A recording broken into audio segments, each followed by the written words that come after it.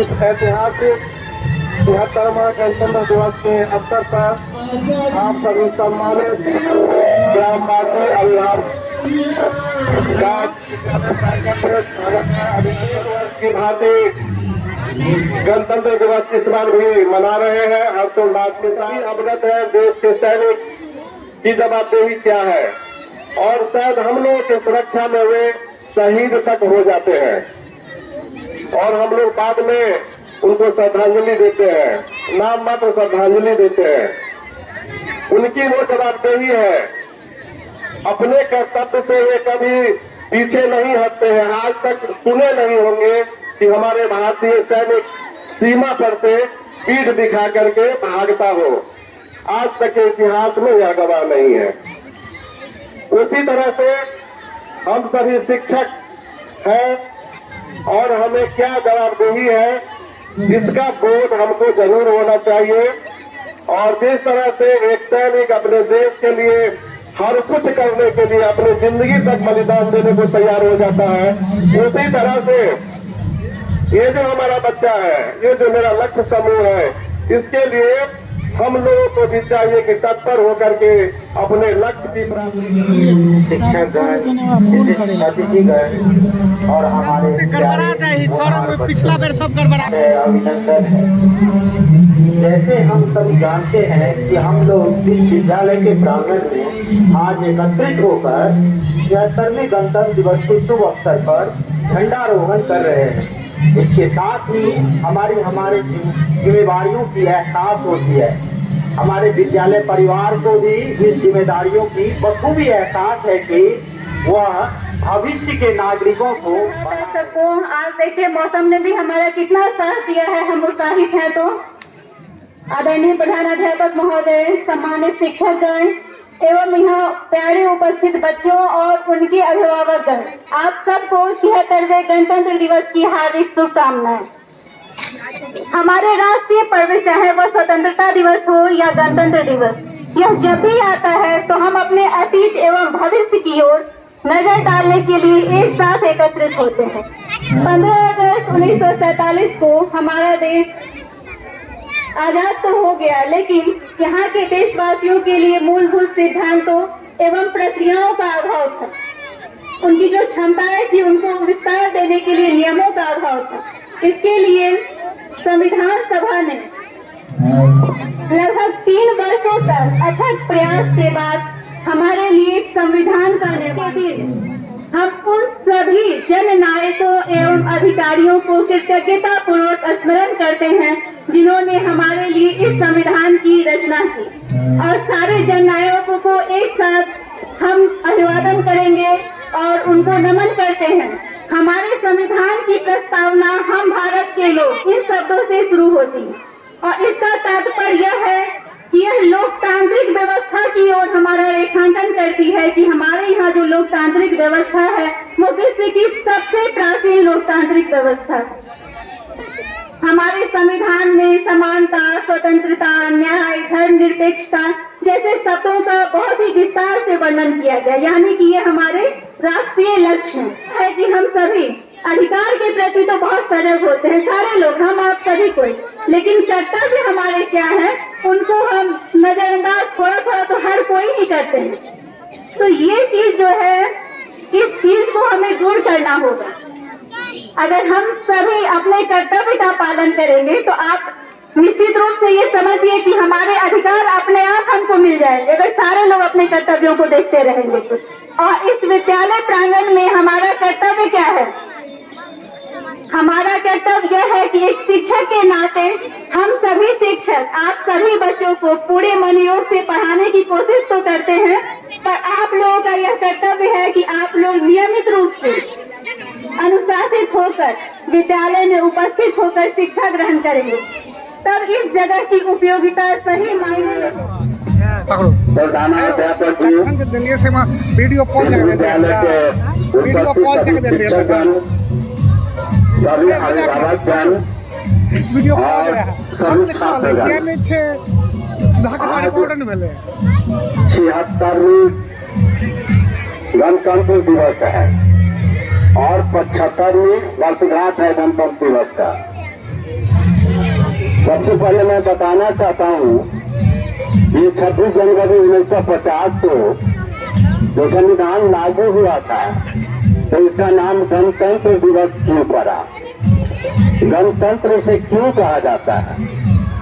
तो जो मैंने पढ़ा है संविधान में, जो मैंने पढ़ा है राजनीति शास्त्र में, उसके अनुसार जब किसी देश का, किसी राष्ट्र का राष्ट्राध्यक्ष जनता के द्वारा निर्वाचित होता है तो उस तंत्र को गणतंत्र कहा जाता है।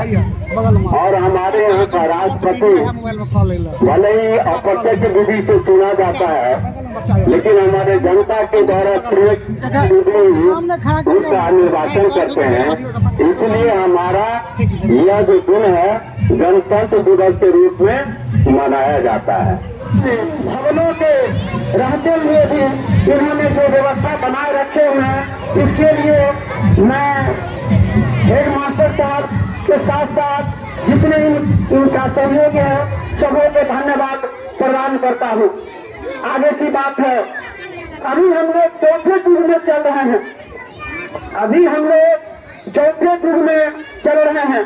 सबसे पहला जो है सतयुग आया, उसके बाद त्रेता युग आया, फिर द्वापर और आज हम लोग कलयुग में चल रहे हैं। सतयुग में ब्रह्मवाक्य से विद्या दी जाती थी, ब्रह्मवाक्य। त्रेता में ऋषियों कुल का आयोजन किया गया, ऋषियों कुल। और द्वापर में मुनियों का कुल हो गया, समझे ना। और अभी जो है कलयुग में जो है यह मास्टर साहब का कुल हो गया, मास्टर साहब कुल गुरु है। अभी जो है विद्या जो हो गया है पैसे का, पैसा फेंकिए और तमाशा देखिए, चारों तरफ पैसे ही पैसे लोग लुटा रहे हैं।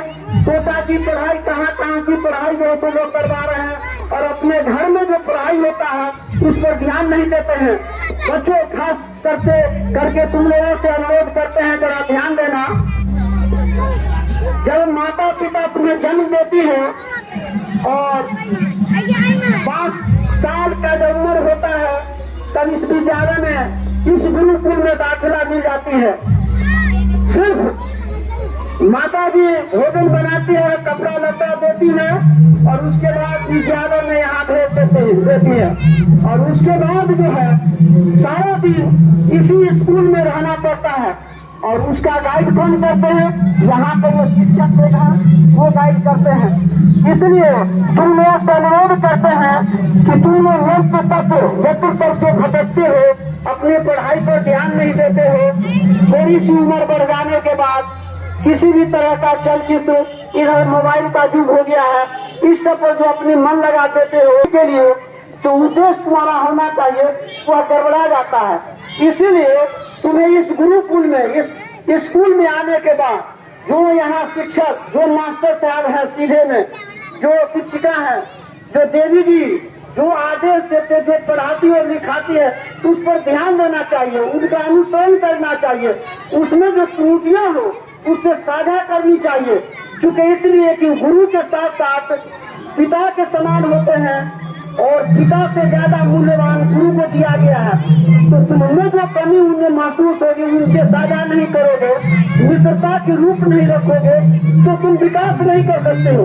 अगर तुम विकास नहीं करोगे, हमारे जो पुरखों ने अपना बलिदान देकर इस देश को आजाद कराया, जिस आजाद भारत में स्थान से हम तिरंगा झंडा लहराते हैं, उनकी बलिदान को याद करके और हम आज सजग नहीं रहेंगे, हम सुदृढ़ नहीं होंगे, हम जगेंगे नहीं, अपने धर्म को समझेंगे नहीं, तो फिर हम आगे इस देश को कैसे बर्बाद बना सकते हैं।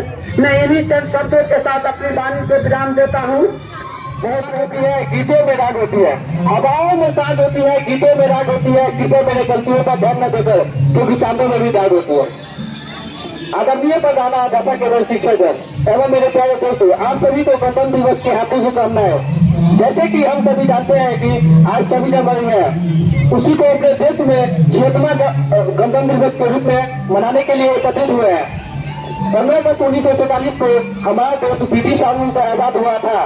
जब से प्रत्येक वर्ष 26 जनवरी के रूप में कदम कदम ऐसे बढ़ाओ कि निशान बन जाए, कदम ऐसे बढ़ाओ कि निशान बन जाए, काम ऐसा करो कि पहचान बन जाए। धन्यवाद।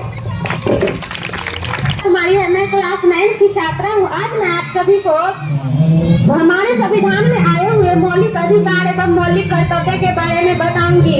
इससे पहले यहाँ उपस्थित प्रधानाध्यापक महोदय एवं शिक्षकगण एवं दूर दराज से आए हुए मेरे प्यारे साथियों, आप सभी को मेरी तरफ से गणतंत्र दिवस की हार्दिक शुभकामनाएं। हमारे जनता का अधिकार, दूसरा स्वतंत्रता का अधिकार, तीसरा शोषण के विरुद्ध अधिकार और चौथा धार्मिक स्वतंत्रता का अधिकार, पांचवा सांस्कृतिक और शिक्षा का अधिकार, छठा संवैधानिक उपचारों का अधिकार। इसी तरह हमारे संविधान में मौलिक कर्तव्य भी है जो मैं आप सभी को अभी बताऊंगी।